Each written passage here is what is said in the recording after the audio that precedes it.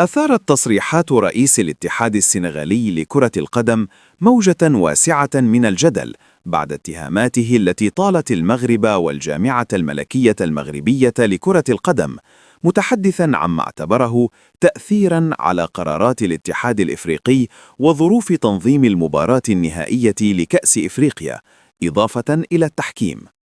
هذه التصريحات فجرت ردود فعل قوية داخل الأوساط الأكاديمية والحقوقية والجمعوية بالمغرب، حيث اعتبرت اتهامات خطيرة لا تمس فقط بصورة المغرب ومؤسساته الرياضية، بل تضرب في العمق مصداقية الاتحاد الإفريقي لكرة القدم نفسه باعتباره الجهة الوصية على تنظيم المنافسات القارية. عدد من المتابعين شددوا على أن ما صدر عن مسؤول كروي بهذا المستوى لا يمكن التعامل معه كتصريح عابر، بل هو موقف رسمي يستوجب توضيحا مدعما بالأدلة أو الخضوع للمساءلة القانونية عبر القنوات المؤسساتية المعتمدة، سواء داخل الاتحاد الإفريقي أو الاتحاد الدولي لكرة القدم. ويرى مختصون أن الرد الأنسب لا يكون عبر سجالات إعلامية، بل من خلال تفعيل الآليات القانونية والتنظيمية لحماية سمعة كرة القدم الإفريقية وضمان نزاهة مؤسساتها، خاصة أن مثل هذه الادعاءات تمس بثقة الجماهير في المنافسات القارية.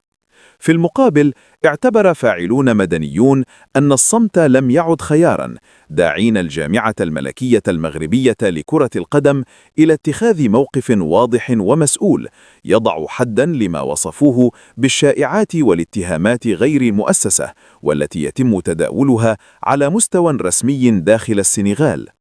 كما شددوا على ضرورة الحفاظ على الروح الرياضية والعلاقات الأخوية بين المغرب والسنغال في إطار الاحترام المتبادل والالتزام بالمسار المؤسساتي، بعيداً عن أي تصعيد غير محسوب.